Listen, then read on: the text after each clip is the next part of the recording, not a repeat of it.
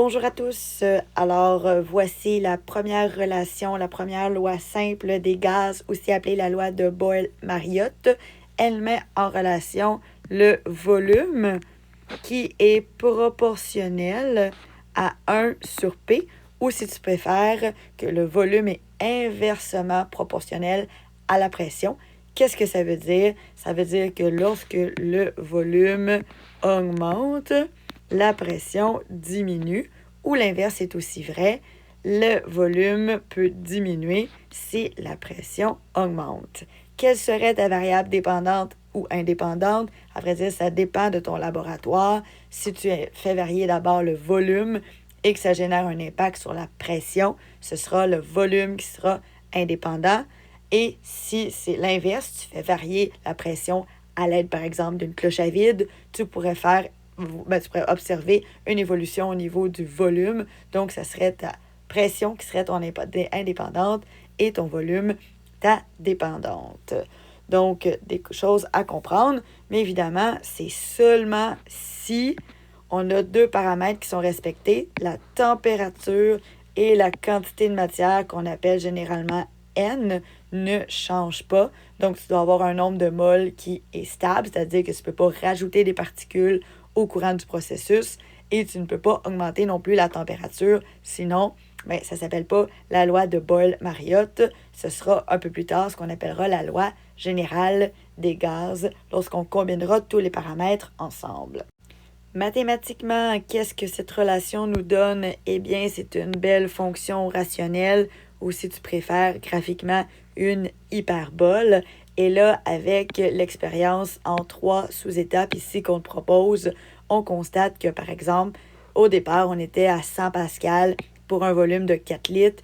On est devenu à 200 pascal pour 2 litres. Et finalement, on a fini à 400 pascal pour 1 litre. Donc, on constate quand même très facilement que la pression augmente et donc le volume diminue par le fait même, mais avec un facteur ici de 400. Donc, il faut comprendre que ce n'est pas à tout coup que la variation entre les deux sera un facteur de 400. Ça dépend du gaz, donc de la masse molaire du gaz, s'il prend plus d'espace ou moins d'espace dans le contenant.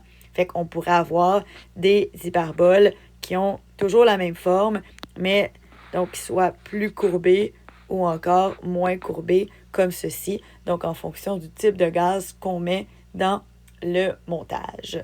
Donc, l'important, c'est de comprendre que c'est inversement proportionnel et que ça forme une hyperbole. La théorie cinétique qu'on peut relier au concept de la loi de Boyle-Mariotte, c'est très simple. C'est le fait de comprendre que lorsque la température est constante, lorsque j'impose une diminution de volume, évidemment, les molécules sont plus rapprochées. Si celles-ci sont plus rapprochées, elles vont faire plus de collisions. Et tu sais que par définition, la fréquence de collision, c'est ce qu'on appelle la pression. Donc, c'est la raison pour laquelle c'est inversement proportionnel.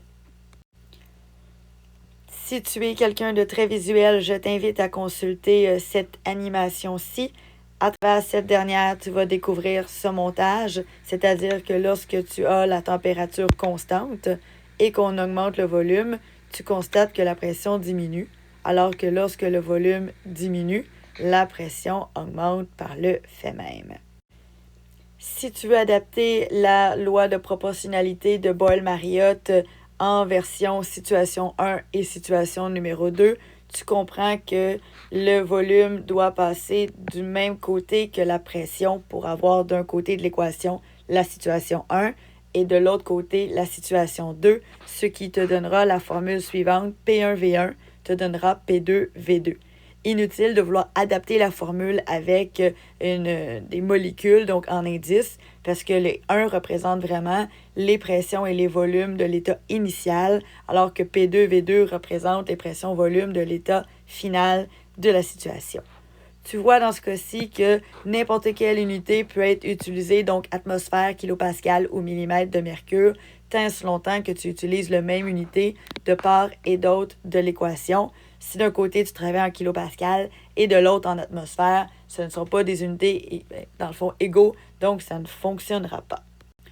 Un problème tout simple, donc soit que tu te fais une liste de données ou à travers ton problème à la lecture, tu te fais ta liste directement dans l'énoncé. Donc, par exemple, un récipient de 10 litres V1 contient un gaz sous pression P1. Quelle sera la pression finale P2 si on le transfère dans un contenant de 22 litres V2? Donc, tu constates que ta formule à utiliser, c'est celle de Boyle-Mariotte qu'on te fournit dans un examen. Toi, tu dois obligatoirement l'isoler en premier. Et une fois que c'est fait, tu n'as qu'à introduire les valeurs à l'intérieur de celle-ci. On comprend que les litres s'éliminent avec les litres, d'où le fait que tu peux travailler avec n'importe quel type d'unité parce qu'ils vont s'éliminer entre eux. Et tu obtiendras 193,2 dans ce cas-ci, kilopascal. Donc voici la base de la relation pression-volume. Je te souhaite une bonne fin de journée.